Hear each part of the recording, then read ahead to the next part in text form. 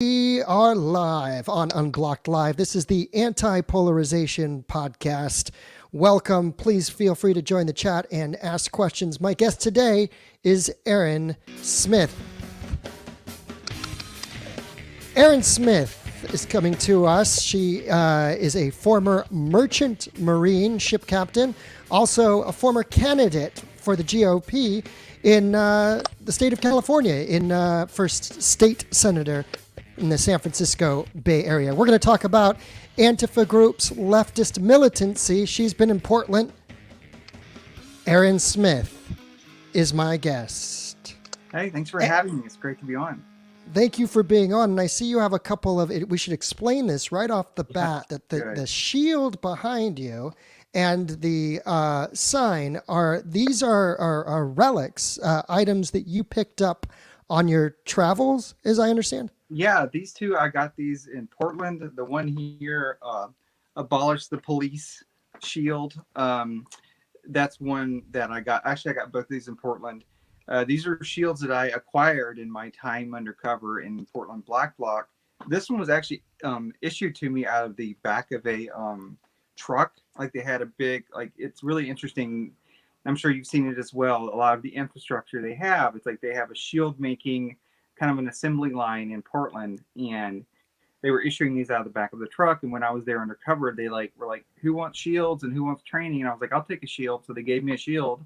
And then we actually had someone who trained us how to build the shield wall that they've been using in Portland. So these were actually my war trophies from my time undercover in Portland. And how long did you spend in Portland? And did you dress in Black Bloc? What was your... I was in Black Bloc. I was there this last time for a little over 2 weeks, going undercover. Like this was last August. So I was undercover for a little over 2 weeks. I saw a pretty good bit of stuff. I've been to Portland before, but this was my first time actually undercover in the Black Bloc. Okay. And that would have been last year at what time of the year? It was last August. So okay. I was there pretty much right after the courthouse Fed war, but when they were actually going out and attacking all the different facilities right in the county. Like they hit the Portland Police Association several times. They went to a bunch of the different police stations. I was there one night when they were protesting outside of the Justice Center. So I was there I was there at the exact same time. Were you there? There's one story I tell, and I told to Brett Weinstein, that I found very unusual. There was an I'm sorry ritual that happened one night where the whole crowd was gathered in front of the Justice Center and they were all chanting, I'm sorry.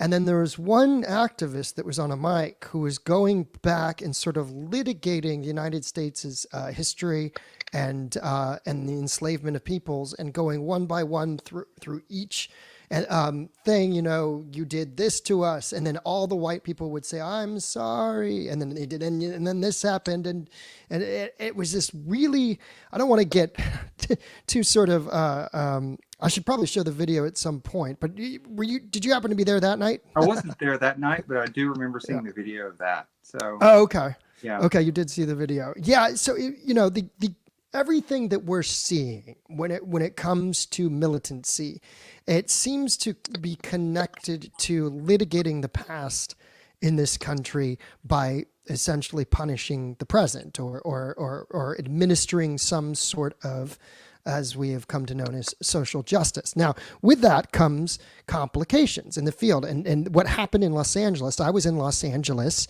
and what was supposed to be a trans community event, or was billed as that, was mostly organized by a new Twitter account called SoCal Antifa that popped up 2 months ago. And then the usual suspects of leftist militant press. There's about 4 or 5 accounts that I have a go at back and forth on Twitter constantly.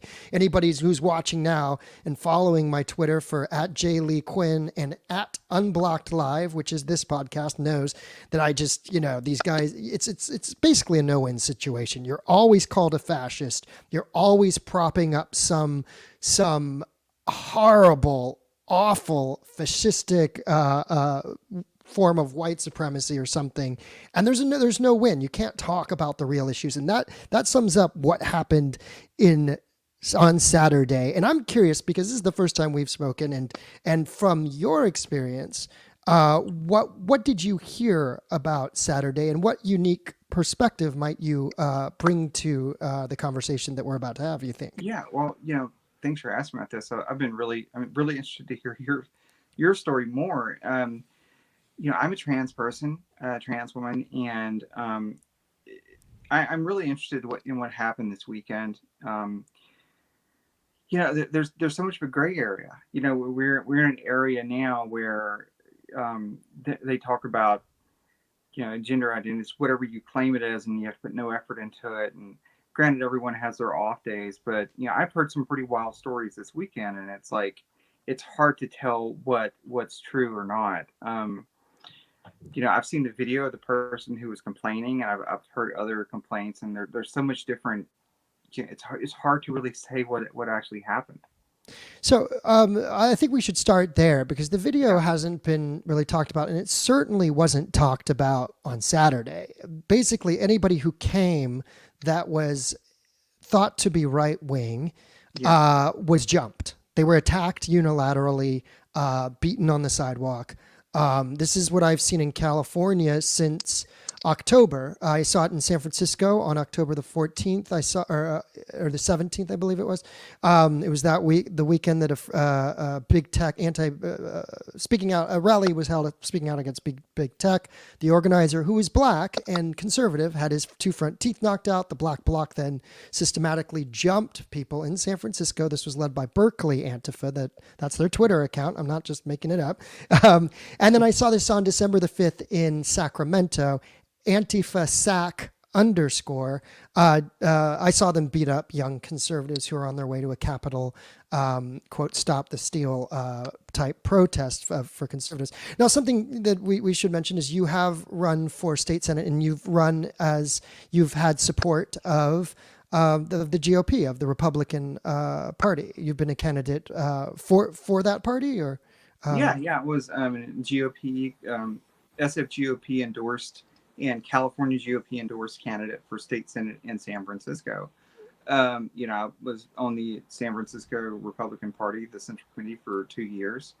It's really, I wasn't there for the October 17th one, the protest, but that's a very common thing. And that's really sort of the first thing that my experience going back to 2016, the first time I ever saw a black bloc was election night. I was at the election night watch party at the San Francisco GOP. We were actually at Twitter headquarters of all places. We had our party there. And after they called it for Trump, they kicked us out of the building. They're like, okay, your time's up here at our space. You have to leave. And as we're leaving, there's a mob of black bloc outside threatening people. And that was the very first time I ever saw this. And this was election night 2016. So did they know you were at a watch party that was in favor of Trump? Yeah, this was the Republican watch party, the election night party. Gotcha. So they found out where it was, and they were waiting for us outside. It's really sort of interesting talking about some of the things that I've seen. I'm sure you've seen. They have a very expansive definition of fascism. It's basically anything we don't like is fascism. Right, this conversation that we're having is fascism in some sort of part of their imagination. Yeah, it's a Mott and Bailey tactic where they talk about this very extreme type of people, but then they'll go out and attack regular conservative people. We saw this in Denver a couple weeks ago, the Western Conservative Conference. They were threatening them, blocking the venue. That's a really common thing. So. Yeah, November the 14th in Washington, D.C. is also another example of that. That was the day of the Million MAGA March 1. And the Black Bloc, which was actually led by a project called the They Them Coalition, which works, they're heavy militant trans rights advocates, militant leftists that joined up with All Out DC, which used to be the Antifa in DC account. Jason Charter is a big part of that. He's the guy that was charged for trying to tear down the Andrew Jackson statue. So you have these figures that sort of come in and we're going to get questions about this all time. We already have, why do you have a BLM communist fist as a decoration? Yeah. So this is going to be, we're Let going to me get this. re-answer that one. Yeah, I'm not a re-answer. communist. I'm not BLM. This is a war trophy from Portland. Both of these shields, when I was undercover with Black Bloc in Portland, that's where I acquired these. That's why they're my decoration. They're like war trophies. So it's not me pledging fealty to BLM or communism. This is something that I actually got from them when I was studying them and learning from them. And go ahead. I was going to say I should have put a graphic up or something that said war trophies and then arrows War trophies. down. Yeah, so that I don't know if I could do that at this stage of the game, but that would have been the way to go. Oh, you know what? I will do those. I'll put my logo up there. So this is Unblocked Live. If you're just joining us, the Anti-Polarization Podcast. My guest is Erin Smith. And where were we in the conversation? We were talking a little about this militancy. I said November the 14th, Yeah. the Black Bloc showed up with a sign that said "Punch MAGA in the face." They did not discriminate between women, groups with children, a young couple I interviewed on December the 5th when I returned to DC told me that they had chemicals that were, they were doused with. So this is not a secret for those of us who have been around it, but the mainstream media tends to drop the ball on this. And what's interesting about what happened in Saturday, if those of you are just joining us, what happened in Saturday with the WeSpa riot protest, it is so clouded in mystery and so convoluted because people didn't know who each other was. And I'll be able to, in this podcast, give you examples about how not only the right attacked the right inadvertently, both slashing somebody and also clubbing a Newsmax reporter, which is a conservative, leaning television station, but also the left was essentially attacked in the name of LGBT militancy.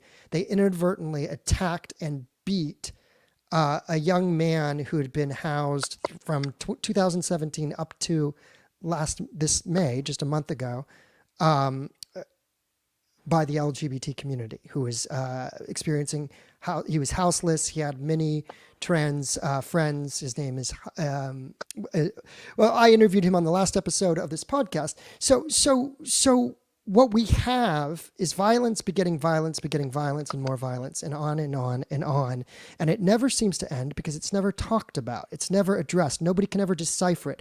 You were, I think, in an article that by reason.com, which is the libertarian leaning publication. And it was that Nancy that did the article? Yeah, it was Nancy Rommelman. Yeah, Nancy Rommelman. I've had several great conversations with Nancy. She's I consider her a colleague in the sense that we cover from the thing about covering from a approach in an independent, a truly sort of independent or even third party perspective is you're not beholden to anybody. You get everybody to hate you equally, essentially, is what ends up happening.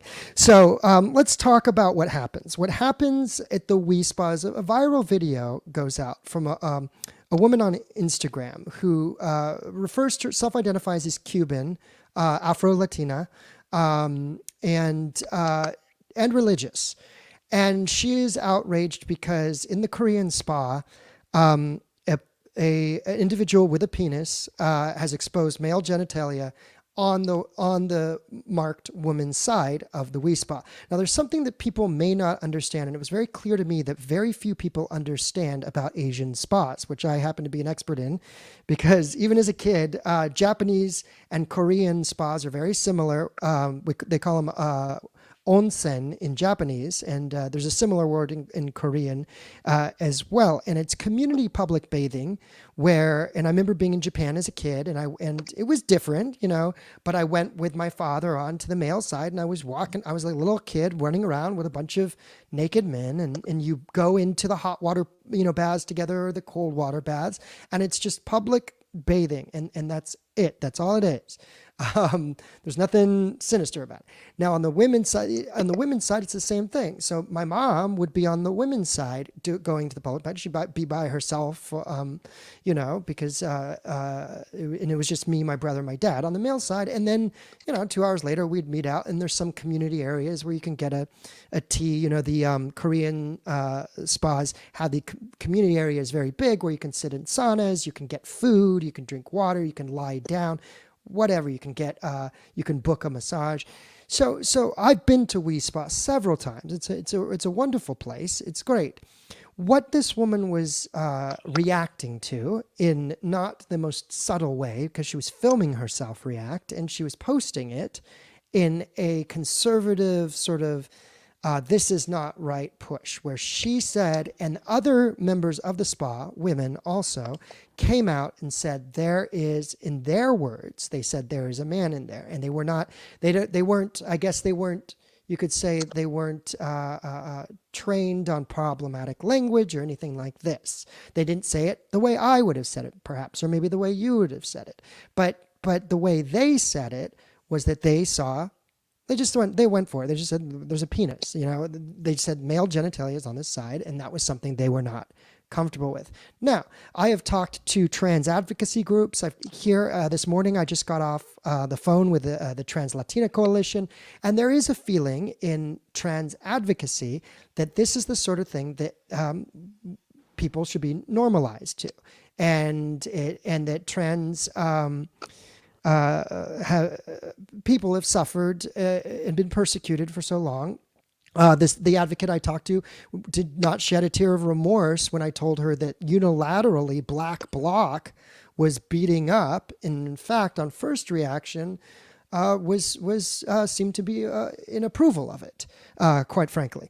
But what switched the tenor of the conversation is that the first man that you see in this video, and I might as well show it, we can get back to the issue at hand at Wi Spa, which never got discussed, because all Saturday was people from the right unilaterally beating, I'm sorry, I got to rephrase that. People from the left, the SoCal Antifa account, and those in Black Bloc Alliance were unilaterally beating people who were representative of the right. Even though this first kid you're about to see in this video, again, was housed and had been housed by the LGBT community. So I'm going to just play a little bit of video here, and we'll just to set this up.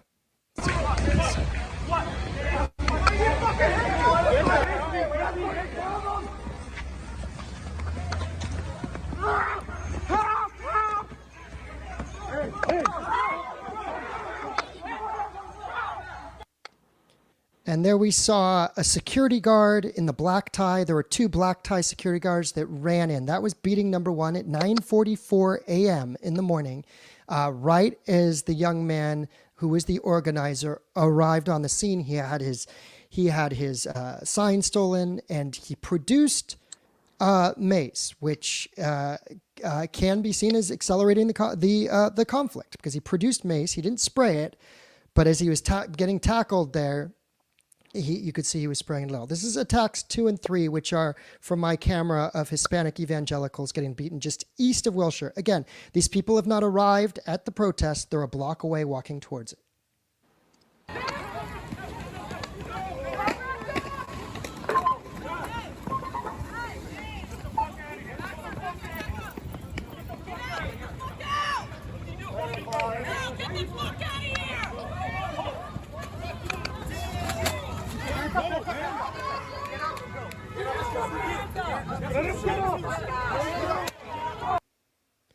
Now, this is where things get a little crazy and complicated. And I think the reason that the press hasn't written about it is it's very hard to decipher. What we saw there were two Latino evangelicals who I don't know if they even had a chance to say anything or put their position, but they were assumed to be transphobic or trans hating Jesus people, according to the way that Twitter, leftist Twitter portrays them. A person of color in flannel and patriot hat supporting the organizer clubbed SoCal Antifa aligned press. That's the Antifa aligned press holding his hat there. People want to rewind the tape on the replay here, you'll have seen this. I was standing right next to the guy. Now here's another angle. The guy though had just attacked a Newsmax reporter. That's a picture of him. You see the flannel on the right, and the hat actually says Patriot.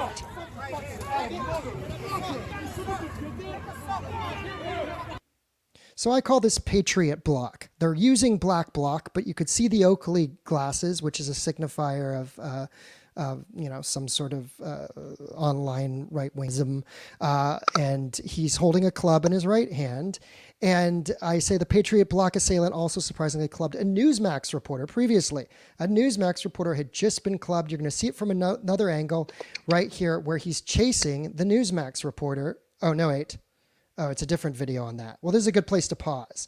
This is a good place to pause because that's how you could see in just a quick 45 minutes how everything has accelerated. From somebody wanting to start a protest, getting jumped, beaten, to then attacking two others, to somebody else coming and retaliating now with a club. Even though he clubs a conservative reporter first, he then goes for another person. So, and it's off to the races. Then everybody who approaches is mobbed by the black bloc. The preacher in the blue shirt we see gets bloodied with a skateboard.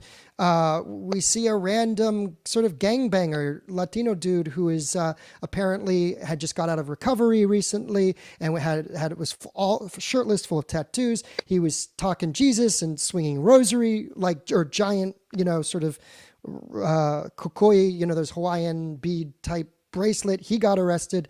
Then by 11:45, there's an all-out face-off of right and left. Somebody on the right has a knife. People get slashed on their own side, and possibly on the other side, though the leftist media has not produced that person or testimony, so I don't know whether that's true. I just realized I left the question up here, and I don't know how to So I get can that. jump in here.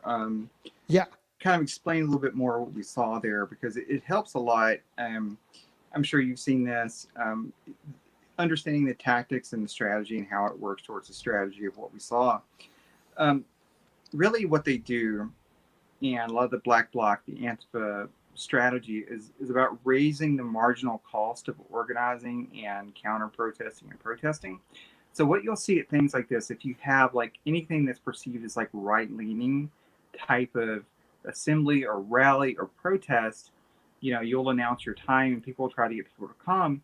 Well, Antifa and the black bloc people will show up beforehand and try to intercept people before they actually reach the rally and attack them. And that's what you saw when you were like, this is 45 minutes before the rally. They're getting attacked like a block away.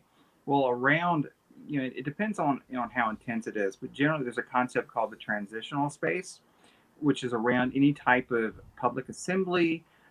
What happens is the security forces and police get kind of drawn in towards the center, and people outside of the rally and the protest, like the business owners, they'll close their businesses or they'll just get scarce because they know things are about to pop off. And you may have seen this if you walk in towards a rally or protest, about a block or two away from it, everything gets really quiet. Like all the businesses are closed, no one's on the streets.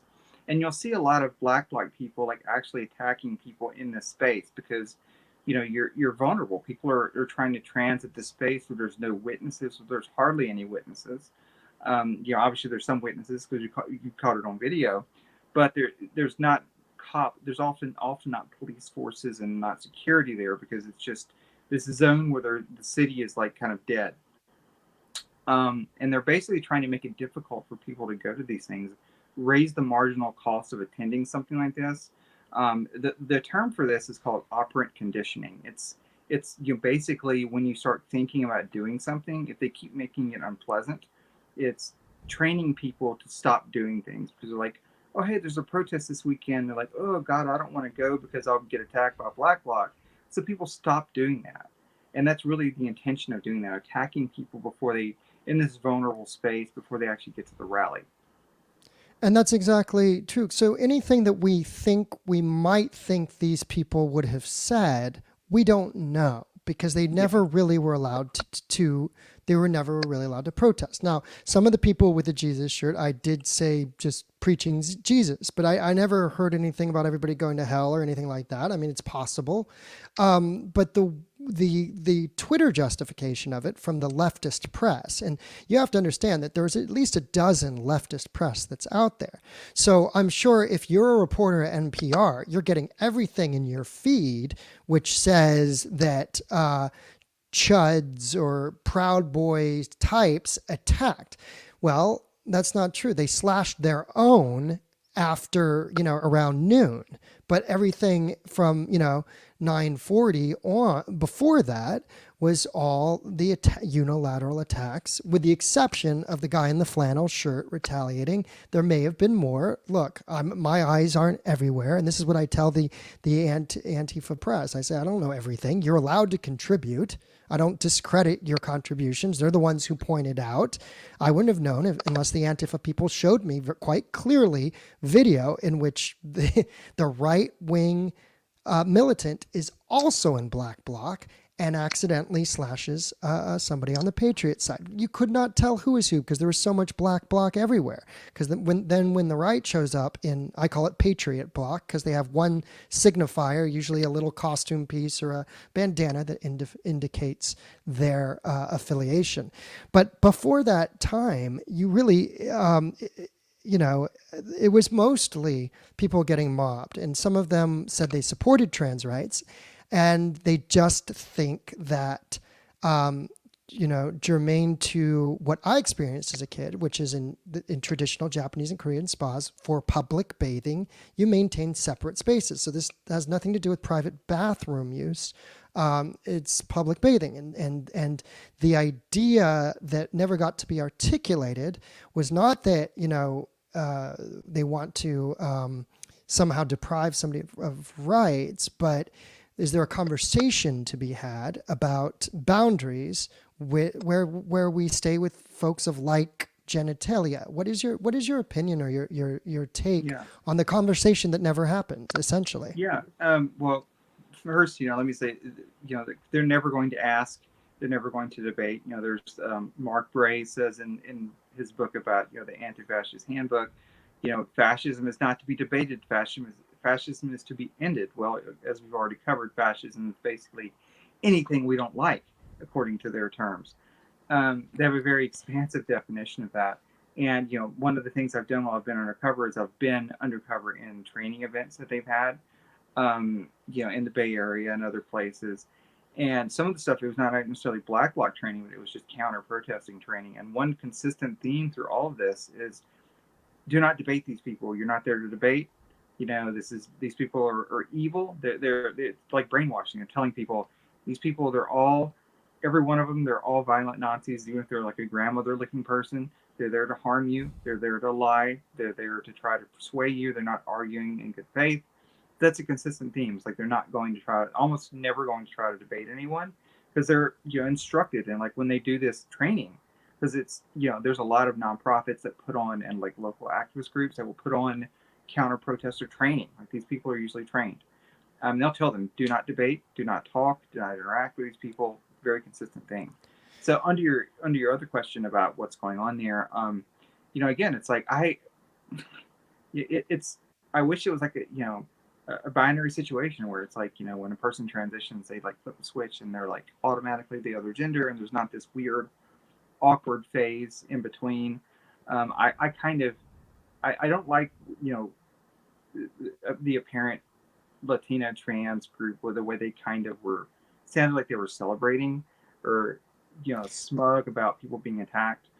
um I don't care for that. Like I understand, like I am a right leaning person and I move in a lot of right wing spaces, and I've dealt with people that may not necessarily approve of LGBT or trans identity, but I've managed to like carve out some understanding with them.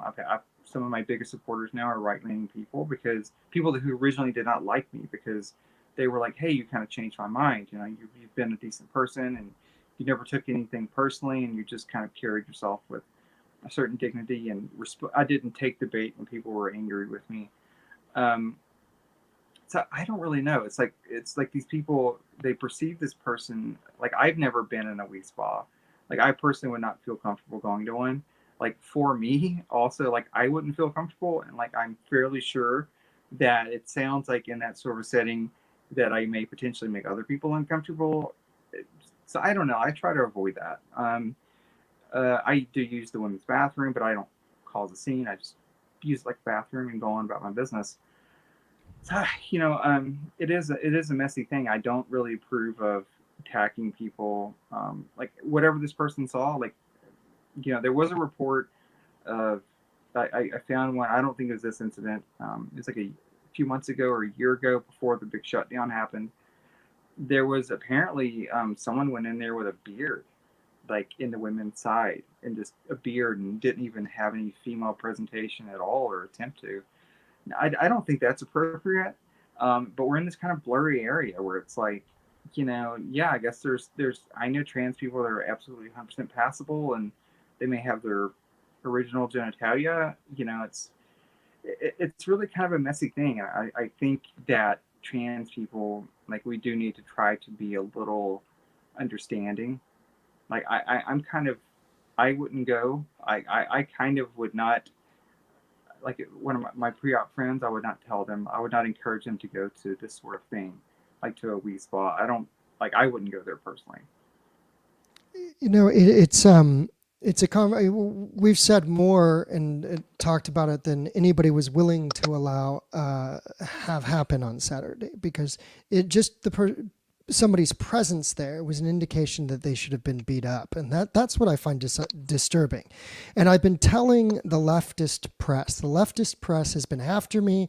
They insist I'm a fascist, all of this, and they've been on me for a while. They posted pictures of me.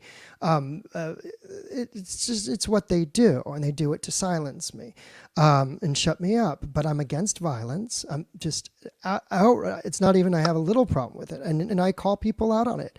When I talked to the representative from the Trans Latina Coalition, I said, "Do you stand against violence?" And at first, it was hard to get an answer, and then I introduced some information that was different. The first kid that you saw, attacked in that video, and I call him a kid, but he's a young man in his 20s, who identifies as such, was housed by the LGBT community in 2017, and in Hollywood at the youth center there, the LGBT youth center, and then he's had trans friends and been and roommates and been housed, and his take was completely different than what they thought if they had let him speak. His take was he says that a third space may be a good idea. So that was just this person's point of view. Now I debated that. I said, well, you can't really compel businesses, can you? To do this and that, or how does it get? It is not sort of an easy conversation to have. My take on it was quite simply that people of like genitalia should stay on either side, because in the public bath space, it's in traditional to Japanese and Korean culture, certainly where these baths are from, it is considered inappropriate if you are not of like genitalia in those cultures. So even that point can't be made or can't be talked about or expressed, that we could still all be for trans rights. The young Latina couple that was attacked said they're for trans rights. That now they took the rhetoric further. They started talking about, well, it could lead to men coming in who don't have that are not honest operators, so forth. That could be abusers, and then that ratchets up a whole new wave of animus and feelings, and you're suggesting two things aren't, are, which are not.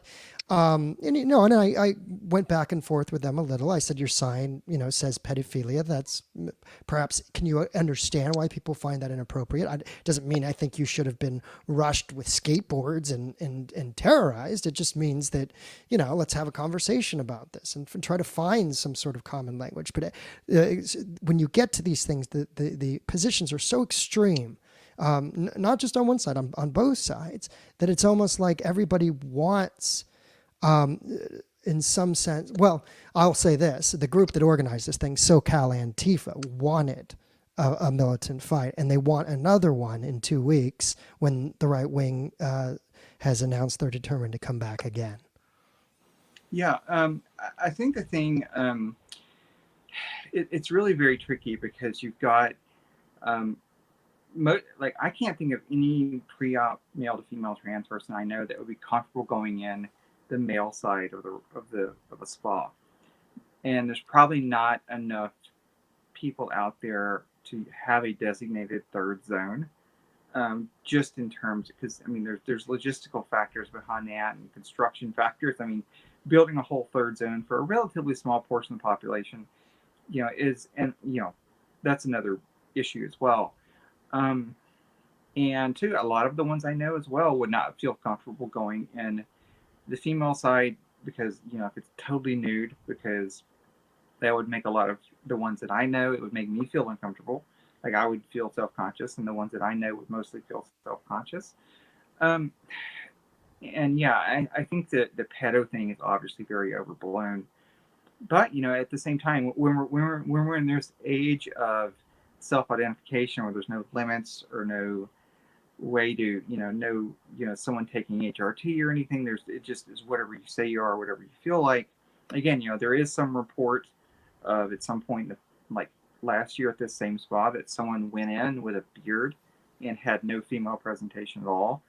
I mean, I don't think that's an extremely common thing, but I can't say that won't happen. I mean, I'm there's almost 8 billion people in the planet, so I'm sure there's at least a handful of people that would do that because of whatever, justification or motivation motivation they have for it. So I don't really know. It's like, I can't really think of a very simple, easy solution for the situation. Like, I've always thought, like most trans people that I know, when it comes to using the restroom, when you start transitioning, it's not about, okay, I'm going to transition, so I'm going to immediately start using the women's restroom or the men's restroom or whatever gender you're going to. Like, most people that I know and I've talked to, they basically keep using the same restroom until eventually someone stops you. They're like, hey, you're almost going to the wrong bathroom. And that's when people start switching. It's like, it's all about trying to maintain the least amount of, making it comfortable for everyone and less awkward. And there's a point where people start doing double takes at you when you walk in the restroom, and then you're like, okay, maybe it's time to start switching. But I don't really know at the point where if you're going to completely disrobe and there's no way of hiding your genitals, is like, I can't think of a solution that makes everyone happy. I mean, the word you used was presentation, and Yeah. This is new territory for a society, for people, in the sense that this hasn't been expressed. And so if you adhere to this sort of etiquette that you are describing, then there really should be no problems, And but the thing is that we have manufactured conflict where people take this, whether they're on the right or the left, and they gin up animus around it and say, well, this person's evil or this person's doing this. And it happens on both sides. Each side's accusing the other of being, evil incarnate. And the misinformation, which Twitter is just brilliant at disseminating, becomes weaponized. And the next thing you know, you have people on the street just beating each other up. And I don't think they could do it without Twitter. I really don't. I think you need that sort of public rumor and outrage and labeling of people. Because if 120 people agree publicly that thing is the evil thing they say they are, then you can get them to beat them up. But what they don't know is that person who arrives, like this young fella did on Saturday, that's the fascist. And yet this person was housed by the LGBT center in youth center in Hollywood, and a trans a house called the Hope House, where he had trans roommates, and has been through periods of what seems like within the community of different identification. So, there's a lot going on with this one individual that these people attacking and kicking may have no idea that that person is someone that is not as far from their community as they imagine. It might be even closer to the trans community. And then after my conversation with Trans Latina Coalition, the woman I spoke to said, we offer this person, our arms are open, that we certainly, want to provide help and so forth. So when we start to talk about this thing, then the militancy, the they, got beat up, or they slashed themselves, or they, did this, that, when it's peeled away, sometimes you realize that who you're calling they is not so different from you, that they're actually right next to you, and that you were with that person somewhere in a public space once even. And that's what's so shocking about this story, is the person that everybody was applauding who organized the protest to speak about, and the person came with a sign that was critical of trans activism impinging on women's rights. That's the sign that the individual had. That person getting beaten up for that had a more nuanced and a closer relationship to the community that I think a lot of the people that were beating him ever knew, understood, or took the time to even ask or know. So when we're so stuck on militancy that whatever side you're on is beating your own, it's a moment to pause and say, what the hell is going on? Yeah, I agree with you that Twitter's kind of a hellscape. It's one of those places that it's I mean, I enjoy Twitter, but at the same time, it's one of those formats and social media platforms that is kind of geared towards the hot take, the viral take. So, the whole 280 characters, it's like it's difficult to have nuance in one tweet. There's like tweet threads with nuance, but it's all about boiling things down to a very simple, viral principle. And it's just the way the selection pressure works on Twitter. Yeah. To kind of talk about your points, what we're talking about, just finding a center ground. One time in Portland, I was streaming there, and there was a march through Portland, and the group came back around to the waterfall zone that's kind of downtown, right where all the big drama happens. And there was these people that walked up with their hands up. There's like 3 or 4 of them. They had their hands up. It was like late 20s white guys, and they had F Trump gear on. And of course, everyone's already kind of worked up, and they charge over there and like, oh crap, there's going to be a huge brawl. And these guys just stood there and kind of kept their hands up, and they were really nervous. And then there were some arguments, but then after a while, it was really kind of interesting because they eventually kind of lowered their hands, and people just kind of started to calm down. No one took the bait on either side, even though it was incredibly tense for a couple of minutes.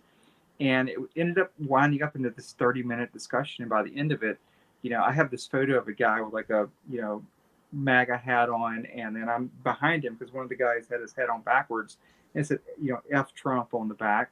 So you've got both of these hats in the same frame, and these guys were just having a really friendly discussion, and 30 minutes later ended, everyone shook hands and walked off. It was kind of hopeful for me to see that, because I know that's still there. It's like people are in the sense of, we're getting amped up and polarized and going after each other and attacking these platonic ideal of what the enemy is supposed to be, but it's more nuanced, like you said. And I think too, it's like we have to, in the trans community, there's a very reflexive defense mechanism by so many trans activists, and there's like Jessica Yaniv in Canada, who's this incredibly toxic, polarizing trans person who goes out and trolls for lawsuits. There's some other rather fairly toxic trans people that are trying to try to troll for lawsuits and cause issues. So I think we have to kind of acknowledge that, like, there are people in the trans community that are not always, they're not the most understanding of people and not the best people for outreach and activism. Um, so it's a really complex, nuanced thing. I just think that, you know, I remember, when I first was confronted by Black Bloc in 2016, I had like a year and a half of being incredibly angry, and like so many people that I knew were the same way. And it's easy to get sucked into that, and to, you know, you think, I've got a motivation for responding because I was attacked this way, or, someone was aggressive. This was my trigger event. And then you respond to that. And then it creates a spiral, because what if down the road, like, your actions radicalize someone else on the other side? So we have to keep that in mind. I feel like there's a circle of people creating, radicalizing each other on opposite sides, instead of like stopping and calming down, taking your breath, trying to be a little bit more nuanced. Like, I have a friend. It's a funny little anecdote. She's I bumped into her at a club with her girlfriend, and I'd helped my friend with a few things, and then her girlfriend was like, "Hey, I wanted to say thank you so much for helping my friend," and then she starts like looking around. She goes, "I want you to know, like, I'm with Berkeley Antifa." I'm like, "Oh, really, huh? So you know who I am?" And she starts laughing, goes, "Oh, I know who you are." And it was kind of funny, because we had been hanging out for a couple of hours, and her friend's a very dear friend of mine, and it was really interesting, because I ended up having a few drinks as an Antifa person, and she's like, "Yeah, it's kind of different, because we're here in a club, and we're like kind of hanging out, and you're like a dear friend of my girlfriend." And it was meeting in that context was very different than like meeting in the street, where it's like everyone's already willing to assume the worst about the other person.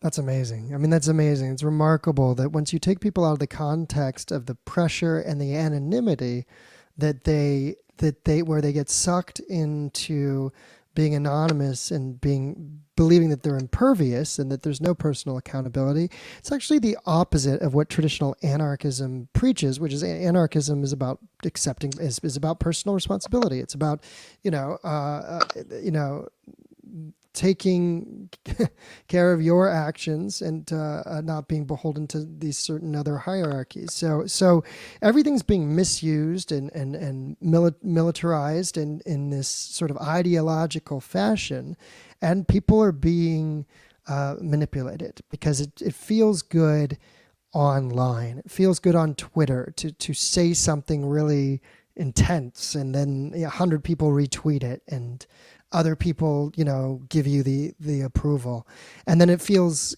good to do it in person. It's not just these people anonymizing on Twitter, but anonymizing in the street and then hitting somebody, and the next thing you know, a knife is out and somebody's getting stabbed. And in DC, it was the left, wielding a knife. So you can't tell me that somebody's more murderous on one side than the other, because I've seen knives and I've seen guns, and God forbid that more show up in the context of these street melees. That's the greatest fear. Yeah, yeah. Part of this, some of these tactics that my research, and I've written about it, is it's about the two things. It's I talked about the dilemma action, that I've written about it before in different settings. Dilemma action is basically like, and this is basically what they try to do towards police as well as other citizens. There's a mid-level, like, most people kind of think violence is like a switch. It's like you're either not violent or you're violent, and they have this one of the things they go for is like this mid-level violence, what or I like to think of as like little brother violence. If you remember, if you ever had like a little sibling or something, how they would like come start poking with you and like start picking at you, then you get angry and you'd like respond, and then they'd run off to the parents and complain like, "Hey, so and so slapped me or hit me or whatever." And of course it's left out the whole point that they were like just like constantly annoying you and just kind of harassing you. And that's kind of like how a dilemma action functions. And this is a big strategy that they do, which is, you know, they reach this level of calibrated violence or calibrated force that people are not adequately trained or emotionally prepared to respond to. So you'll see like most people kind of back down. Um, and I've seen this before, like, in 2019, November 2019, like Ann Coulter came to Berkeley and like they mobbed around the entrance to the venue on UC Berkeley, and like if you tried to get in, they wouldn't like necessarily punch you in the face, but they would like shove you really hard and like push you and like body block you. So most people that I saw there that didn't get through, like I saw this one guy who was just crying and scared, and like he had never dealt with that sort of thing before. And then there's also some people who get exposed to that type of like provocation, and then they overreact, and then they just start swinging at people, and that Yeah. becomes a PR victory for the other side because they've got their Antifa-aligned media everywhere that's very carefully not filming the Black Blog people, but filming the people that they're harassing. And so if someone flips out, then they've got, oh, look, it's a violent right-winger person, because they've got the video of some right-winger flipping out. And of course it's cut so you don't see, all the harassment and aggression and just intimidation that led up to that. That's kind of what I call like it's the dilemma action is like the technical term for it. You either provoke the other person to backing down and giving you what you want, or you provoke the person into responding with disproportionate violence that gives a PR victory. Yeah. And Yeah. that's exactly what this LA scene is so equipped for that, and they were so ready. It's almost like, because we hadn't had something this big. And I remember being in Sacramento, and somebody thought I was Antifa and was talking to me. They're like, "You guys down there haven't been doing anything in LA." And he was like Sacramento Antifa aligned.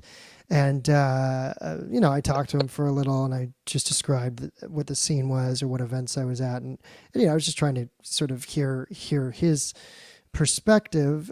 Now, mind you, I had just seen the Black Bloc bloody a young couple in front of the California State Capitol, not a block away, on December the 5th. Literally curb stomped them, and a guy with a club walked away.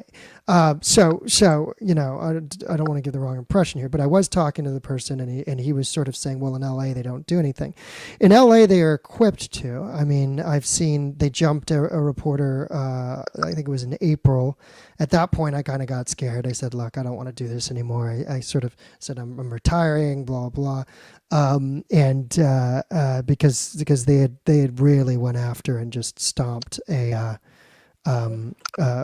guy who was thought to be a right-wing reporter. It is intimidating, but the only way that to get around it is they've kind of they've basically usurped the information line, because if you're in this situation, what you just described is very much what these people in LA were doing. In my video, I see 4 or 5. I know who all of them are. I even know some of their real names. I don't, blurt them out because that's not who I am. But I'm telling a story here, and I know who these people are. And I say, look, this is you in the video. You're saying I'm one thing, but you haven't released the video. You haven't released the video of you filming this action, and here's my camera capturing it, and you haven't distributing that. You're not an honest broker. And it's because they are so ideologically tight-knit. I'm going through a thing right now where one of the organizers of Saturday in Los Angeles is a trans woman named Jamie, who I interviewed on the scene, asked about violence. She was very unapologetic about it. She said, well, I wouldn't want to come across at this rally, I wouldn't want to come across an anti-fascist, is what she said. And I wouldn't want to cross the community when we have taken all 4 corners of the street. And so her kind of thing was, well, we got here first, so tough luck. I've asked to get her to clarify that statement, especially because she also says that she's a elected official, which I was like, oh, really? You're part of a neighborhood council? Well, then I'm your constituent. So I am asking you if you denounce this violence, without reservation. Of course, she won't. She's making excuses. She's saying, well, I don't think you're an honest broker, because this video, it's curious, convenient how it cuts out at 2:20. Where it sounds like he's about to say something. I was interviewing one of the people who got attacked, and they said they supported trans rights. And I said, well, look, it cuts out at 2:20 because Twitter only allows 2 minutes and 20 seconds to post a video. So I will post more if I will accommodate all these requests. But ultimately, they're not interested to talk. They're not interested to have a conversation.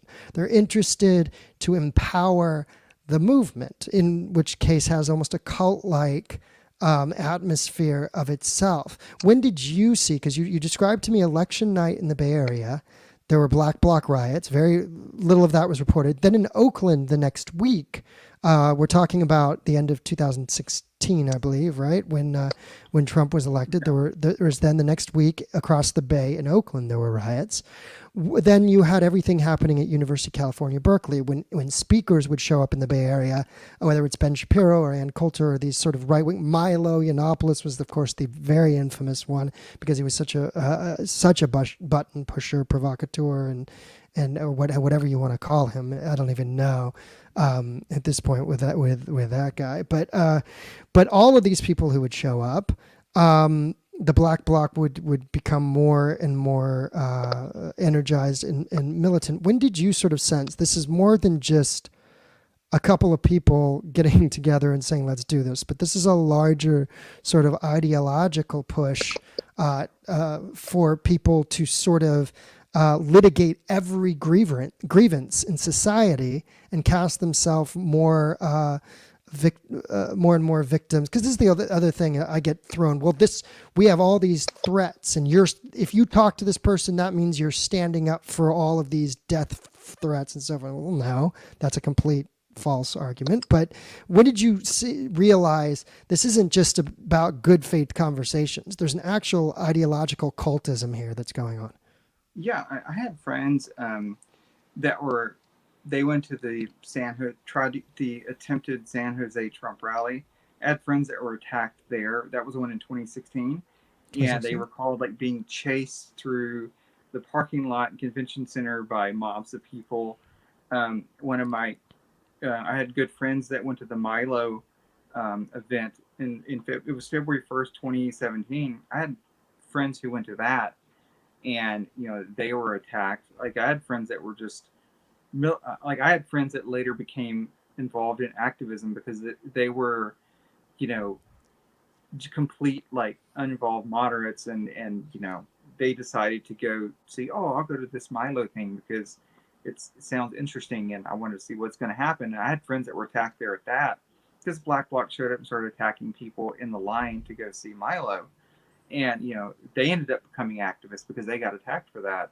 So they ended up becoming pushed more towards the right and even less moderate. Less moderate is what you're saying? People that were not involved. Like I personally was not involved with doing any form of like activism. Like I was involved with the GOP, but I wasn't involved with any of the rallies or protests or anything like that. And for me, it was a long list of things. It was like being confronted at the election night at our watch party, and the cops were just completely like unable to do anything. They were like, well, we can maybe sneak y'all out the back or something.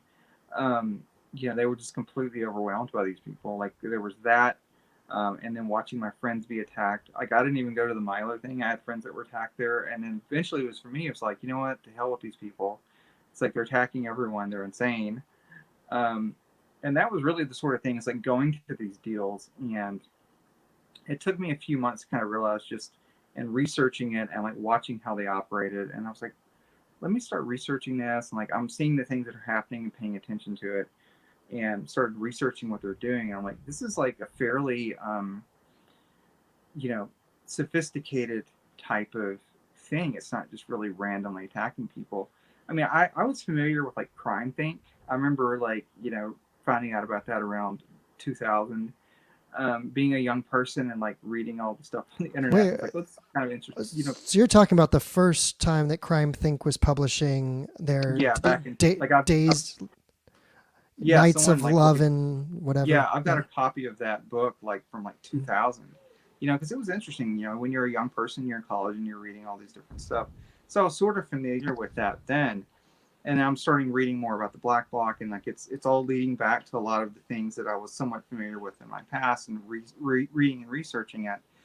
Um, but yeah, it's like it's not just like it's easy to like. There's a tendency to try to dismiss these people as like just a mob, just a bunch of, um, and there is like a mob effect involved. Like one of the things I like to say is like this is like an open source insurgency, and it's open source in the sense of just like any other open source like programming or technology. It's like you'll see tactics that are developed like in Hong Kong, and you would see them like a few weeks later like in Portland. Right, right. Like it was just yeah. That's There's like the a lot that's of the umbrella. That's the umbrella. The umbrella yeah. was originally in the umbrella protests of Hong Kong because of Chinese surveillance Mhm. systems. If you showed up to the protest with an umbrella, then it would hide who you are, and you couldn't be tracked. And then it got appropriated here, and now it became about just sticking the umbrella in the face of a journalist. So Yeah, that's yeah. how. It's yeah. There's like vehicle obstacles as well they were using. Um, like there's like this stretchy plastic stuff, and there's barricade designs that we saw in Hong Kong that I've seen used in Portland at a lot of the occupations, like the Red House eviction defense thing that they had. They were using like a lot of Hong Kong designed barricades and obstacles that they were using there. There's a real evolving set of tactics for their strategy, and like one of the things that I'm just going like they're very cognizant of what strategy is and like what they want to accomplish. And I don't see this as often very much on the right, and people aren't recognizing it. There's a quote that I use from Lutzford as strategy and tactics for revolutionary anarchism, which is tactics are the intermediate decisions you make within a strategic framework to move you towards an objective. These people, you see them attacking people on the streets, and it's not really in a vacuum. Um, they want to suppress all right wing, what they consider to be right wing, which is basically anything that's not anarchist, hard left like them. Yeah, I'm They want left to wing. try to suppress all I'm of that. I'm I'm left wing, and to them, I'm right Yeah, wing. You know what I mean? It's yeah, just, and yeah. I yeah, Yeah, it's crazy. I've seen them call people, extreme right wingers and stuff. People that are left wing, and it's pretty wild to see. Basically, anything that's not extremist like them, they want to try to suppress that sort of stuff. and it's why they have the press, and a vice, so to speak, because the press is almost confused, afraid, or doesn't have enough time to really do the research, or does it, or sees the high risk, no reward, because it's been no reward, going up against these folks since last. The first article came out about me in the New York Times when it was, I believe it was like October the 1st, and that was my first bouts of being attacked online. And it's months of thankless work because you're documenting stuff that's happening and you're trying to be a voice for peace, and I'm trying to get the entire media apparatus to at least open an eye, because this it thrives in the vacuum of, they're able to get away with it, and again and again and again.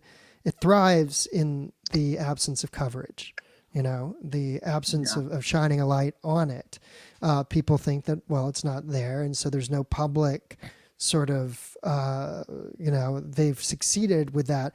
Well, if you're not anti-fascist, you're fascist talking point. If you're against us, then that must mean you're fascist.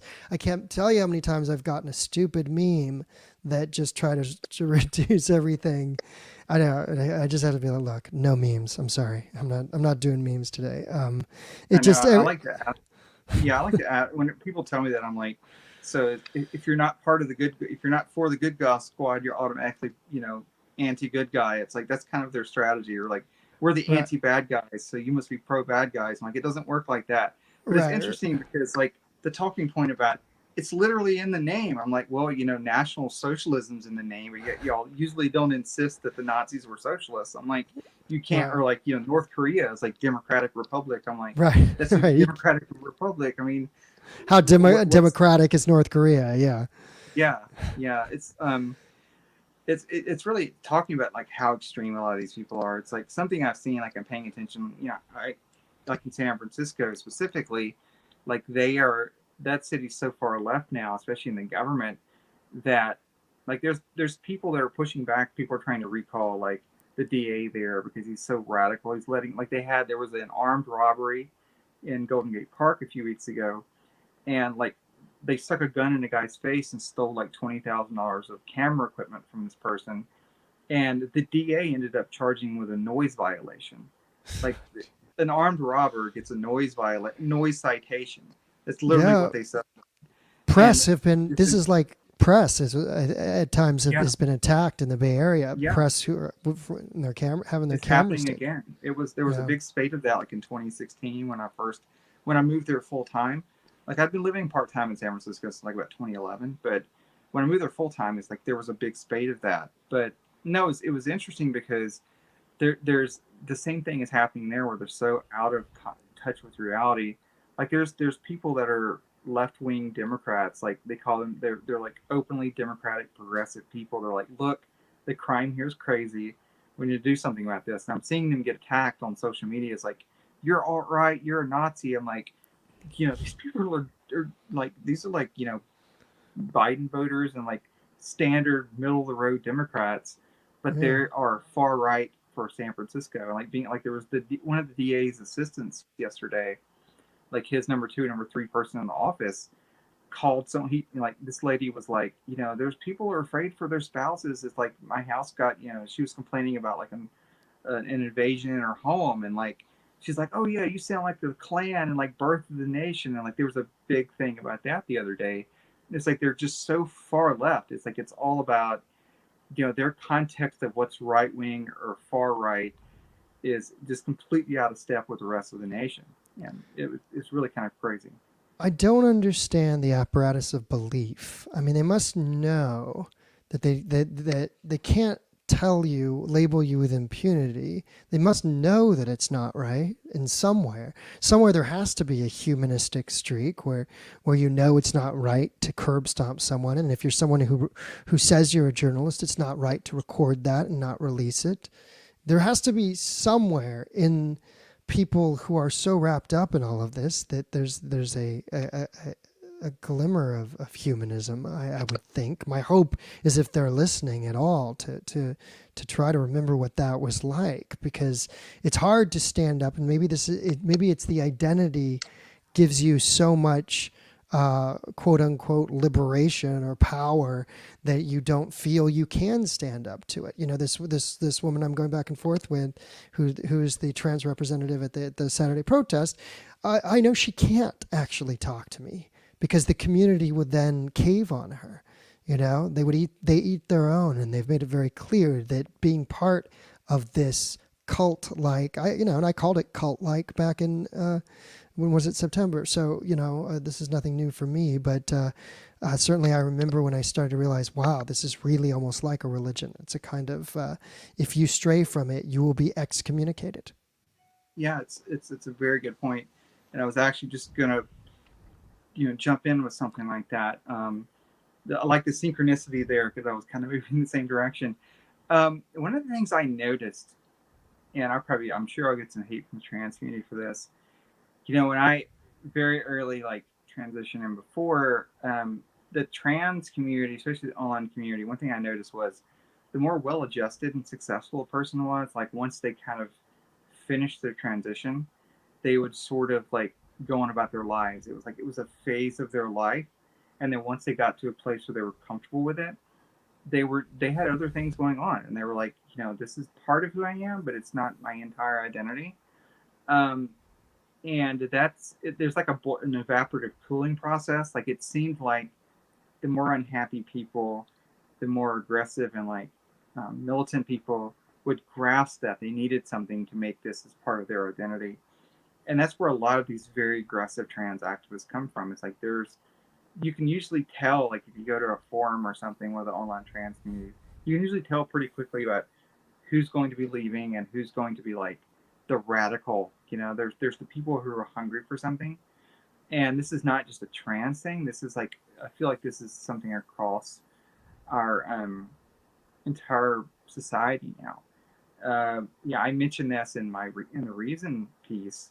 There was Francis Fukuyama talked about this. It's like we were kind of reaching this end of history And there's really two people are going to go to two different ways. You've got the people who are what he would call like the last men, what Nietzsche called the last man, the people who they're happy with their comfortable lives and they're okay with that. And there's other people who need something, they want something, they have this desire, they're not willing for it to just be a peaceful, quiet life. And we're in this place now, this world that doesn't really have very many outlets for that aren't pathological. So I sense that the people who, because I remember this when I first read like Days of War, Nights of Love, it was just, for me, it was like I disagreed with the philosophy, but I was like, there was something very powerful in the words, in the imagery. And I can kind of understand how people would get funneled into that because there's people who want to struggle. They want to have this great, we have these superhero films that we watch, and people, a lot of people out there, not everyone, but there are people who want to have this great struggle and feel like they accomplished something. And I kind of feel like the way the world is right now, with religious belief dropping off, and not feeling like there's these massive um, crusades that are clearly clearly true. Like we no longer have a Cold War.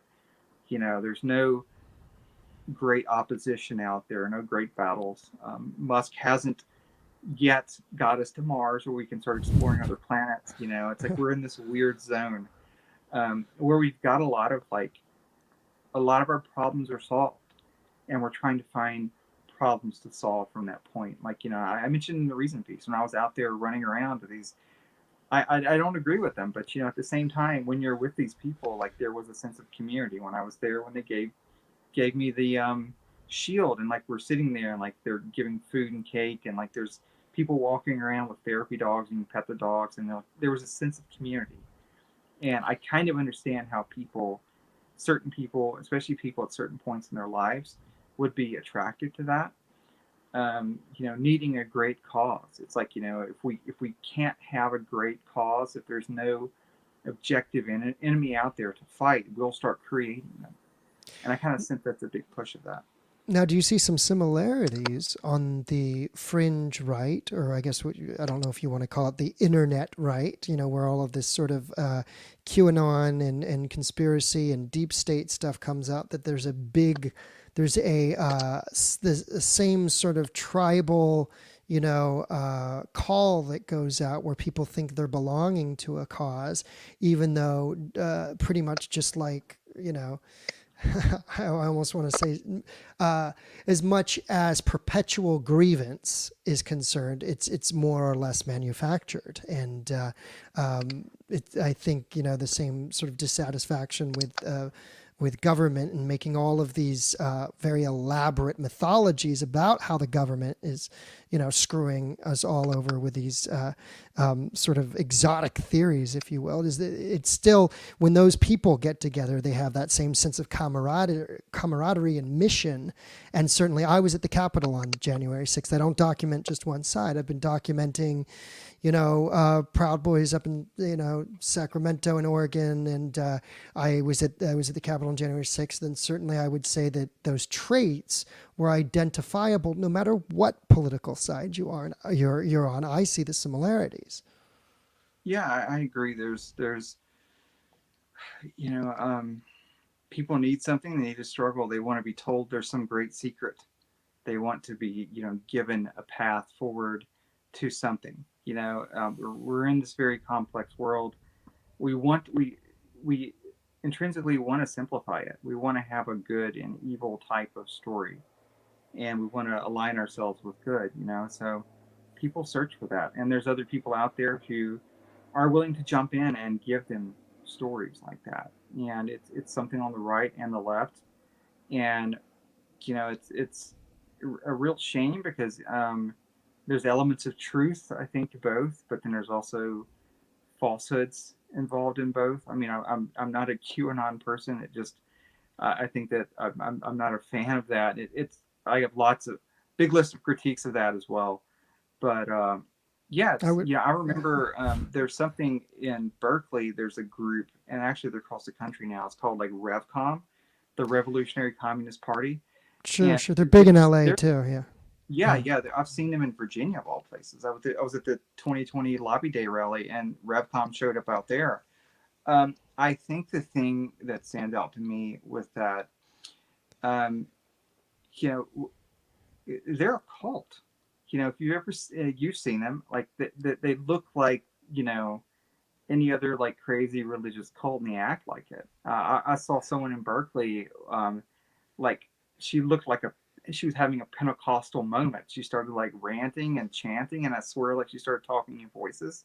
And I think maybe she worked herself up into a seizure or something. But it Huh. looks like some crazy Pentecostal religious service. But she's waving like a Revcom sign. Wow. It's Yeah, really kind of yeah, yeah. Go it ahead. does. No, no, it does have that sort of religious feel to it. Interestingly enough, Portland. I think I was there. I think it was July 31st. Revcom showed up in Portland on July 31st. So this is the very end of the federal standoff, and they showed up and they got. I saw them one night and they had a bullhorn and they were lending it out and they were keeping their banner up. The second night they came back, the Black Bloc chased them out. The Black Bloc was like, you come on day 60 to our protest. Everyone knows Revcom's a bunch of bullshit. And they really just, the Black Bloc went after them, which was kind of, I captured that on camera and was kind of like, wow, this is really interesting. But so as soon as, that's identifiable as being, I think, even to the leftists of a kind of, and I see people that are leftists capping on Revcom, which is the Revolutionary Communist Party. If people don't know, I see people capping on them a lot. So I don't know. Did you see them up in Portland at all? I've seen them in Portland before. Okay. I wasn't there for July 31st, but I've seen them several times. I've seen them in San Francisco and Berkeley. I've seen them in LA. Like I said, I've seen them in Richmond. So they get around. They do get around. Richmond, Virginia, or Yeah, Richmond, this was Lobby California. Day 2020 in Richmond, Virginia. They had Revcom there, Wait, and what I was. day was it? What day This was it? was uh, January 20th, 2020. This is like a year and a Oh, half okay. ago. The big Okay. 2020 Lobby Day. When they had like 30, 40,000 people in Richmond for the open carry protest Okay. thing. So Okay. I was there for that. I was live streaming and I was with a group of people. So All right. Interesting. Any other observations as far as like your trials and tribulations of having? I know that you've had tried to have dialogue when it comes to there are moments and videos that I've seen where the crowd has turned on you. But what has been your intention? Because this is something I have to ask myself. My intention up to this point is just to document what's going on and tell people. My intention is starting to shift now that it essentially came to my neighborhood last Saturday, and which I am feeling an obligation as a constituent, also of somebody who is an Antifa aligned elected official and organizer of what happened this last Saturday. I feel more pulled in. I feel more of an obligation to say, hey, I denounce this violence outright, and I'm calling on both the Antifa aligned press, who keeps saying they're the journalists and not me. I'm calling on them and this Antifa aligned elected official to stop the violence before it accelerates and someone not only gets stabbed like they did on Saturday, but God forbid somebody brings a gun to one of these things and gets so worked up. I'm calling on all of them to speak out and say something, and I feel an obligation to do that. As you go into these things or have gone into these things, have you ever felt a certain I guess, impulse to speak out, and when you have, what has happened? yeah, my approach has kind of evolved. Again, I was kind of a little disconnected at first. Then like I was confronted and threatened, and then my friends were all attacked, and then I got involved because I'm the kind of person who I was kind of outspoken. Like I've been involved in like gun rights in the gun community. I've been fairly outspoken. I was outspoken for trans identity in some right wing pro gun spaces, and because that's just kind of my instinct. Like I wanted, if I feel like someone is doing something wrong, I tend to be very outspoken about it, very confrontational. So my initial response was I was seeing people that I knew and cared about and that were, you know, moderate or fairly uninvolved getting attacked. So I was initially more aggressive, and then like I've had some very good discussions with live when I was live streaming. I would have discussions with like a lot of left leaning people at these events. You know, I got in the sense that after a while, I stepped back for about 6 months because yeah, when you get angry and confrontational, this stuff is kind of very corrosive. I mean, it really is, and you may have felt it or seen it. You know, it does start to get to eat at you. And I had to step back for a while and kind of think about how I wanted to approach it and how I wanted to interact with people. Um, you know, part of that was, you know, meeting my friend and her girlfriend. It was just having that discussion. I'm like, you know, a lot of these people, and like I had, there were several other encounters I had like that with people that were like, you know, it's like, gosh, you know, we got along great a couple of years ago, and then like we somehow bump into each other on the street and we're on opposite sides. I'm like, you're not a stranger, you know, you're someone that I knew, you know, trying to find that middle ground.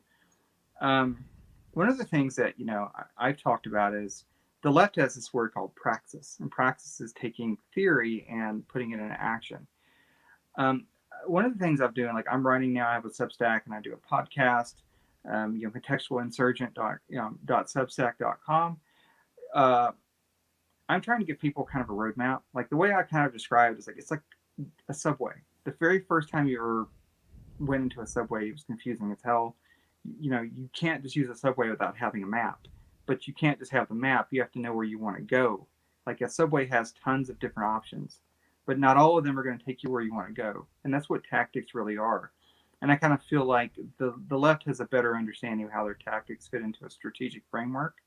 And the moderate person and like the right leaning person currently really doesn't. So that's kind of what I'm trying to explain. Is like, you know, we don't want to have violence. There's, you know, there's much more effective ways to get what we want that don't involve like violence. And that's part of what I've been talking about and advocating. I'm kind of explaining, you know, what I've been doing. I've been explaining how the left does what a lot of these leftist radicals are doing, and also explaining how the right can kind of respond to this in, you know, a peaceful manner that's more effective. Um, you know, I've got a couple pieces coming out in Be Ready magazine, which is a publication of Firearms News. It should have been out like yesterday, talking about, you know, these are the things that happen. One of them is talking about what happens in a riot, like how it starts, all the people that are involved with that, like what to watch out for if you get caught in one. But I've got another one that's talking about like how to build your tribe, you know, and also explaining like what it takes to have like an effective type of activism. Um, you know, like for example, January 6th, it's like that wasn't effective. They didn't have, you know, they didn't have any idea what they were wanting. I'm like, I wasn't there, um, for a long list of reasons. I kind of felt like it wasn't going to work out right. I kind of felt that it was going to pop off. Yeah, it's kind of had a bad energy in the lead up to that. I felt, you know, but I kind of wanted to, you know, I'm really focusing now on like what are like the nonviolent type ways we can respond. What are the nonviolent types of activism? Because one thing that you really study is a lot of times like violence doesn't actually work or it's counterproductive. You know, the left, the hard left does it because they have this very, like I said, they have this calibrated little brother violence. People need to understand how to respond to that. So. Yeah, that's interesting. I mean, the subway analogy is interesting because it really is like if you've never seen it before, we've led such kind of very charmed lives in the sense that we don't on a usual basis have to encounter, you know, violence. I mean, sometimes it does happen. I mean, it's happened to me before, but certainly in that situation, you know, it's not something that people necessarily have the tools to prepare for. And so when it does happen, it's abuse and it's bullying. When it does happen on the street or online, the tendency is to shut down and sort of accept the cancellation. And I think the only way to sort of get around it is to get more people talking, to insist on, you know, on not being labeled and presenting yourself when the label is disingenuous and inaccurate, presenting yourself as you are, that shows that it's not. And there's a responsibility to society that we all need to take, I think, to actually speak up and say, this isn't right.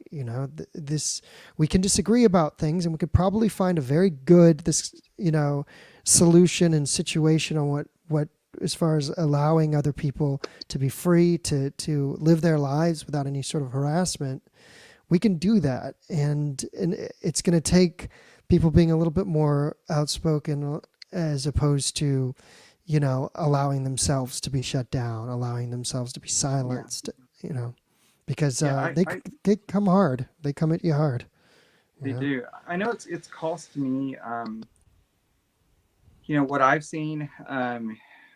The things it has cost me, like personally, like emotionally.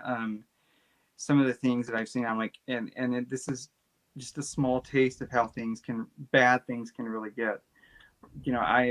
I dated someone who was an ethnic Albanian Muslim who was a refugee, so I heard horror stories of how bad things can really get, and we're not there. Hopefully we won't go there, but I am concerned that there are a lot of factors where things could really get way worse. And I think now of like how badly, the things that I've seen so far, how they've affected me, how they've affected people that I know. And I don't want that to happen. And I think there's a point where those of us who have seen it and, have some nuance and perspective on it, kind of have a duty to try to find an alternative. And and respect sort of the rights that, if we could get people, the majority of people, to agree on that our rights are guaranteed and fundamentally are secured in writing, by the Constitution, and that freedom of speech and freedom, when it comes to our constitutional rights, we have to stand up for them, and we have to. If things are allowed to carry on as they are, with people being deplatformed, with swaths of society being silenced, in retribution is what it sounds like, is through some sort of litigation of the present by invoking the past, then we're only going to set ourselves up for more damage and, circular grievances. And I think that we need to start appreciating where we are, where we can talk.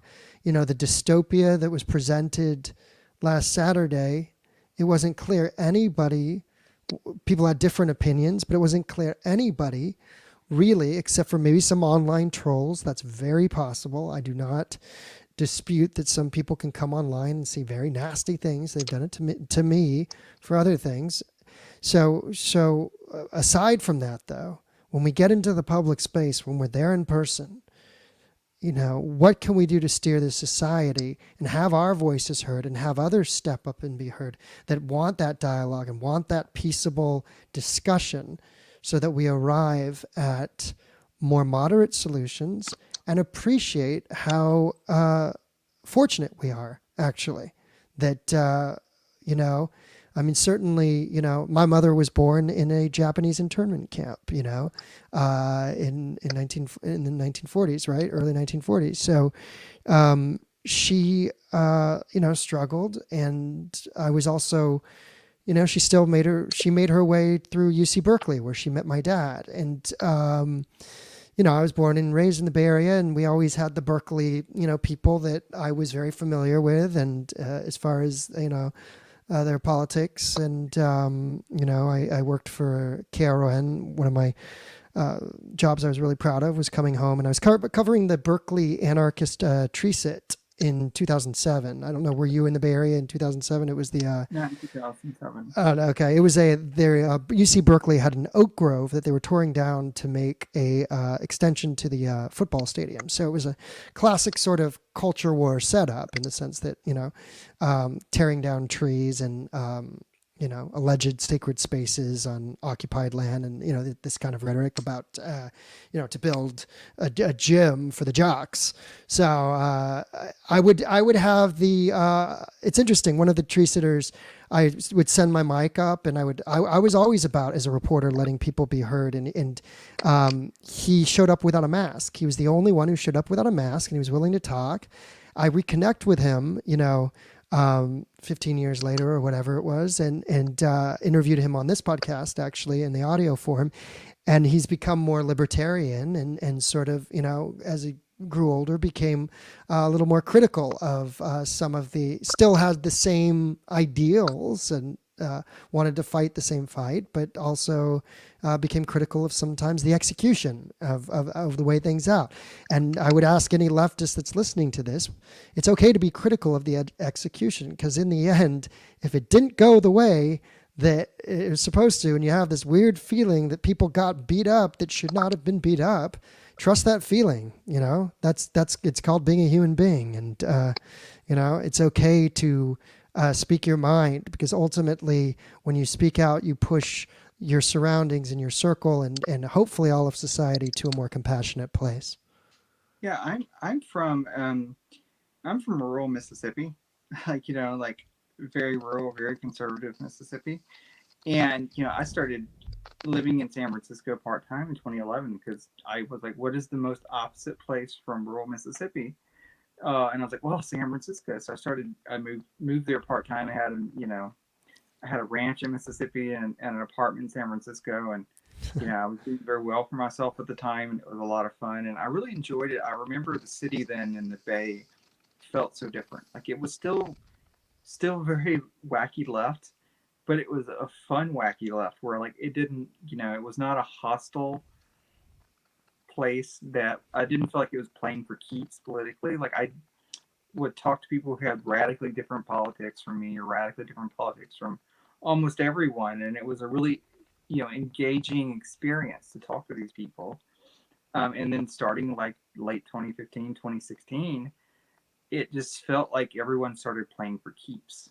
Like it stopped being something that you could set aside, and you stopped having that engagement. Like, oh, cool. Well, you're a Republican, but hey, that's fine.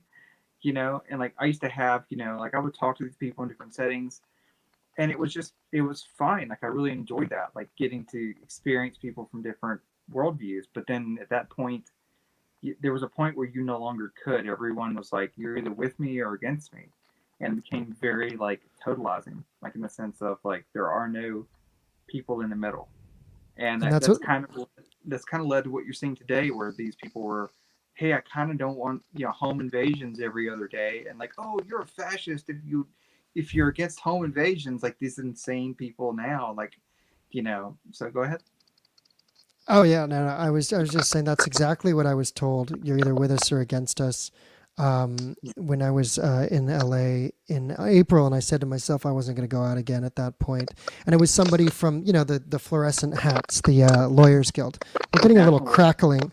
Yeah, we're getting a little crackling. Is it your or my I, headset? I think that's yours Oh because I'm really? hearing it when you talk. So I don't know where that's coming from. Um, I'll just adjust this just for a second. Maybe it's that's better better. now. Yeah, I Yeah. don't hear it now. Okay, it must have just been a random crackle. Oh, so I don't know what that is. Um, yeah, it might be tired. The system might be just exhausted. All this talk. Um, but that's what I was told, is you're either with us or against us, and that was somebody from the Lawyers Guild, who's for those who don't know, they're radical, a lawyer's service of legal aid that watches the protests and so forth.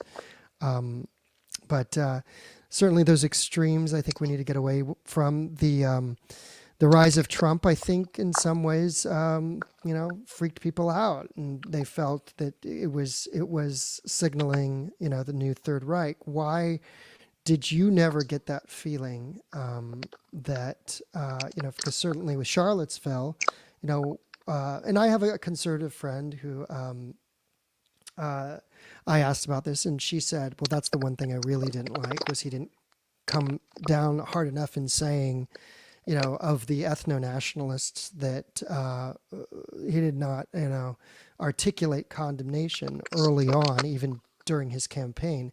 How do you handle when somebody says that to you? And do you think uh, well, I'll have a follow-up question to that, but how do you respond when people say, how can you support a candidate who did not decisively denounce ethno-nationalism? Yeah, I mean, I felt like he did. I mean, the whole thing of Trump is, I think he denounced him like 30 different times, but it's like one of those things where no denunciation is ever good enough. Like, and then that's part of it. It's like you can never say, like, there's been that thing where he said, the whole both sides thing, that has actually been misinterpreted. Like, he never actually said that, like, there was good people on both sides in Charlottesville. He was talking about the larger discussion of like statues coming down. Like, there's a lot of people on both sides of that discussion who are being honest, and like they have good intentions. Yeah, I felt like Trump has done that a bunch of times, but they either recontextualize it so it never really counts. Yeah, and that's really, you never hear, like, for example, and this is part of this. This goes into this part of how having a sympathetic media helps you. I mean, now you've seen. I don't know if you've ever seen Hamilton, or you're familiar with it, the play, Oh right? yeah, I'm a musical Lin theater guy. Manuel, Yeah. yeah, has Lin Manuel Miranda. Has he ever been asked to denounce Oscar Lopez Rivera? Like, do you even know who that is? Like, No. he is a Puerto Rican separatist who led a bombing campaign, killed like 5 people. He was the target of the first Joint Terrorism Task Force. You know, Lin Manuel Miranda, like, he was given, Oscar Rivera was given, he was pardoned by Obama. Miranda like met him at the gate when he got out of prison and took him to Hamilton with tickets. And that's the thing. It's like, you've got people who may have bad opinions, and Trump is constantly being demanded he needs to denounce them. But then you have people who have led bombing terror. Like, he was charged with seditious conspiracy, like Rivera was. Yeah, and Miranda has never been asked to denounce him. And like, this is not whataboutism. This is more of explaining, Trump can say something 30 times and it never counts. I, It always gets pretended it never happened. But then you've got a guy who led a terrorist bombing campaign, you know, um, sitting in the front row at Hamilton, and no one wants to touch that. And that's part of, like, not trying to whataboutism. I'm just illustrating the media aspect of that. The whole well, thing with not Trump is too. Let me say this though, really quick. Trump, the whole thing is like, he didn't create, like, it's called Trumpism, but like, or it's labeled that these days. Like, it's more of like, Trump did not create a lot of these concerns. These are things that the Tea Party covered, a decade ago, that was worried about, basically immigration, trade, and war. Like, those are three big things that there's a big swath of America that has concerns about those things that are not being addressed.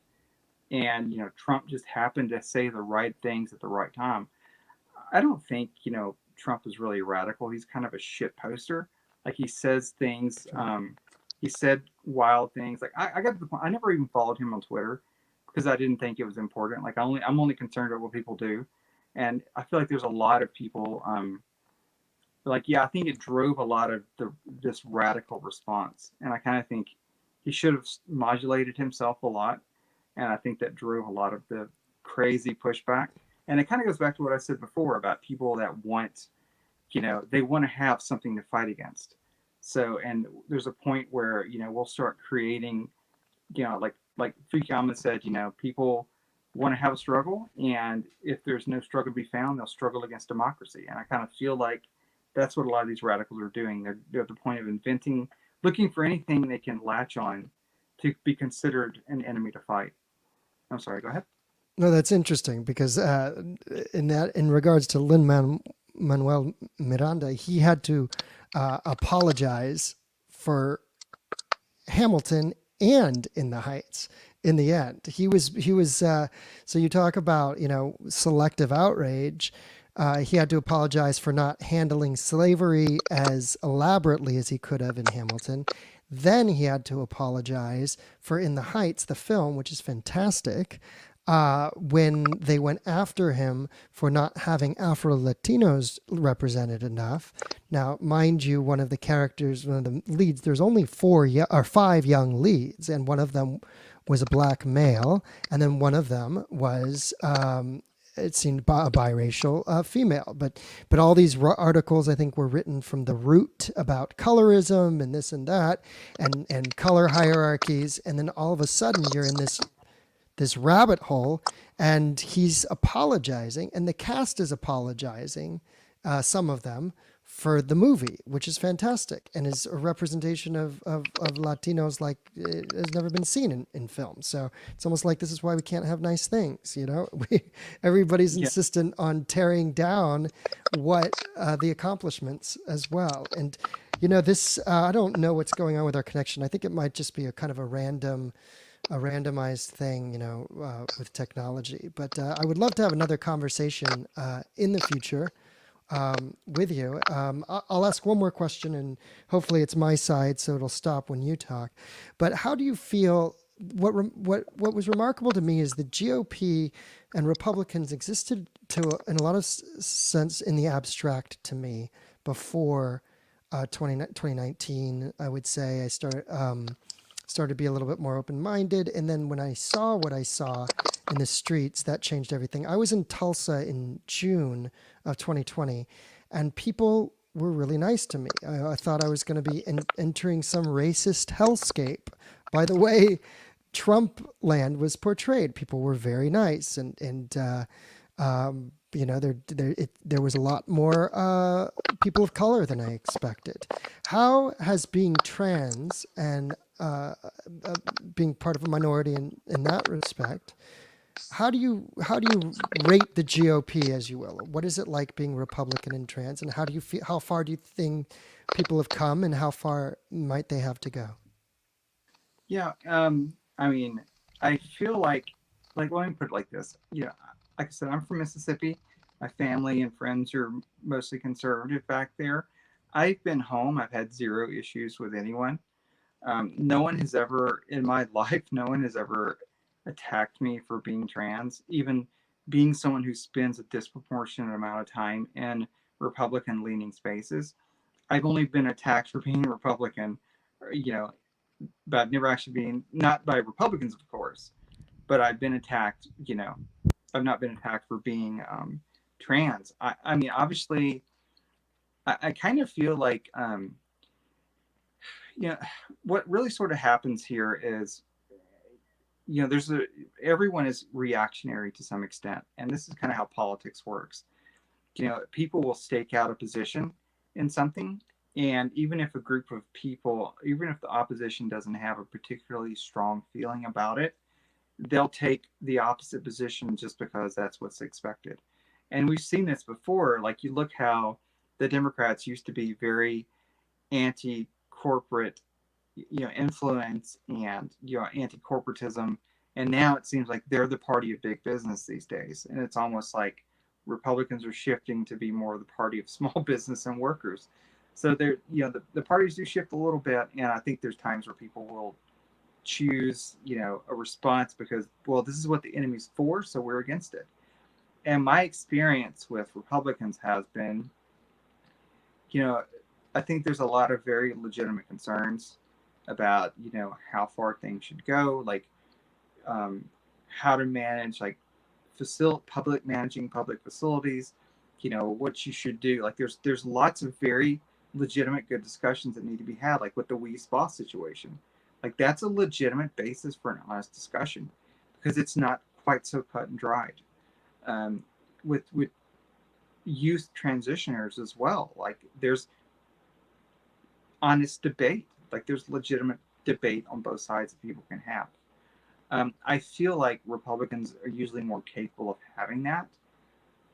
So even if they don't always agree with me on stuff, I feel like most of them are more capable of being nuanced about it. I feel like when I talk to someone like a Democrat, like a very strident Democrat, it's not everyone, of course, but quite a lot of them. They're very party line about it. But I feel like, you know, even when Republicans are able, even when they don't agree with me, they're usually able to recognize my basic humanity. Like I've had Republicans tell me, it's like, look, I don't understand or agree, but I respect you as a person. Um, and they're willing to kind of give me more space. So I think there's a lot more room with the GOP that most people would expect as far as trans stuff. They may not be the radical pro-trans party, but I think that there is, a space that can be carved out and an understanding that can be reached. And I feel like too, it's interesting because the right wing people, the Republican type people, conservative people that are understanding and tolerant of me, I feel like it's genuine. It's genuine in a way that I don't feel like it often is on the left. I feel like a lot of times on the left, they're not really so radically supportive of me as a person. It's more of like the concept of trans people. So they kind of, and then I'm like, well, I don't fit this. Then once they find out that I don't fit their concept of what that should be, my opinions don't align with, what they expect it to be, they get very angry. Like I've had a friend of mine, that the friend that I mentioned earlier with her girlfriend was Berkeley Antifa. She's trans as well, and she does like a lot of the Burning Man stuff. And she was telling me, like, she complains to me a lot about like her liberal friends because she feels like she's like, you know she's just a perfunctory character to them. She's not an actual person. Like she told me she went to this Burning Man camp, and it was like her and like a black guy that were there, and it was like the first non-cisgender white people that were at this Burning Man camp, and they gave this big inclusive speech, in front of everyone, and she thought it was a little insulting because it was so obviously performative. And she's like, and then once they got done, they start asking me all these awkward questions, and she's like, it's like she had this another story. She had this girl came up to her drunk and was like, you're beautiful and you're valid. And she's like, I know I am. I don't need you to tell me that. My validness does not depend on your permission. And that's one of the things. It's like when you really deal with a lot of like the leftist activists, it's almost kind of insulting, like the way they view it. It's like they're very performatively pro-trans, but it's a very patronizing form of it. And I feel like when I deal with Republicans, even if they don't always agree or approve, it's like they're treating me with a certain dignity because they're at least treating like a human being, like seeing me as an individual. We mentioned musical theater before, which is actually my wheelhouse. I still have always gone to musical theater classes, even at the community college, and performed in musicals. It's just something that I love doing. I was in this musical theater class, and the instructor was very, very sort of left. Well, I mean, it's an instructor at a college. Obviously they wanted to be seen as being very much on the right side of things. But they for one of the big sort of production numbers, she picked the song "We Are What We Are," which was from Le Cage aux Folles, and it was this big drag, sort of number, and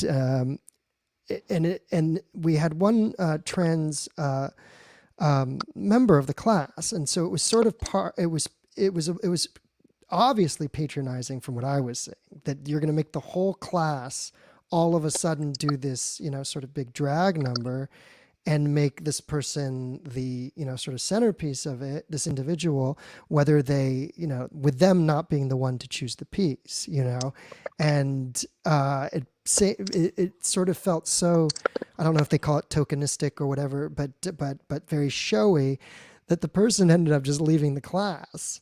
And so then all of a sudden you have a whole bunch of, I mean, gay and straight, but not trans people performing a drag number. And I went through with it and just sort of went, okay. But, but I felt the whole thing, if you were going to examine it under a microscope, you could sort of point to that being this moment of just intense sort of virtue, not just signaling, but just calling out into the Yeah, it's so across the performative. campus. Yeah, it's so performative, and like that's one of the biggest difference I've seen is like, even if like someone doesn't improve, it's like they still give you that basic level of courtesy on like a Republican, like even if they don't agree, they're still going to give you some courtesy for it, But I feel like it's like when I've dealt with stand like so all too often. Of course, this is not a rule by any meaning of this, any stretch of the meaning, but just as, generally speaking, like on the left, so many times, like every time I felt patronized, it's been like dealing with left leaning people, and it's like it's sort of interesting because my the trans friend I keep mentioning, she's fairly left leaning, but like she's had the same sort of observation, which is like I feel like every time I deal with so many people, especially if it's public in any way, it becomes less about me and it becomes more of my identity and an excuse to be performative and like put on a show for everyone. And I kind of feel like when I deal with Republicans, it's like they kind of just like, okay, they adjust and then they move on, and it's just it's just a matter of fact thing. Um, yeah, that's one big thing that I, and like even I've had people who tell me they don't approve, and like that's fine because then we just don't hang out. We go find we go in our different little spaces and like we just don't worry about it. So, but I've never had anyone like actually be hostile towards me, like aggressively hostile for that. And like this is going back to Mississippi several times, and like the rural Mississippi Delta, and like spending a couple months worth of cumulative time there and having zero issue with anyone. But I've had tons of people who have been extremely hostile when they found out my politics did not match what they what they wanted me to have. Yeah. Yeah. Well, I think, somebody I think said, name something that young people are missing out on right now. And I retweeted it and I wrote tolerance because Yeah, that's, it's something we could all use a lot of. And the people who think they're the most right and the most just sometimes are the ones who are losing sight of it at the most rapid pace. absolutely. Well, Erin, thank you so much. I want to have, I'm like, this is such a great discussion. We're getting, some comments say, thanking us for our time here. Fascinating conversation. Thank you both for spending the time and energy unpacking the nuance. And that's what it's all about is finding some way where we all can actually have these discussions. And so my guest has been Erin Smith. This is Unblocked Podcast Live. I'm at J. Lee Quinn on Twitter, youtube.com/unblocked live. Erin, where can people find you and connect with you and your work? Again, thank you so much for having me on here. We've had a great discussion. Erin and at Erin Smith SF on Twitter. I've also got a Substack, contextualinsurgent.substack.com. It's got links to my podcasts on there as well. But that's where most of my writing can be found. Contextual Insurgent. .substack.com. Is that how that? I've also got 2 articles coming out in Be Ready magazine, which is the yearly magazine for firearms news. I've got 2 great articles that are out, feature articles in that magazine. It should be out on newsstands like as of yesterday. But yeah, contextual, like context, contextual insurgent.substack.com. All right. Fantastic. Erin Smith, we'll do this again. Everybody, thanks for joining us. Thank you for all the comments. And be sure to come back next week. I'll be back in the studio and with new guests, and we'll have more conversation. Everybody, be well.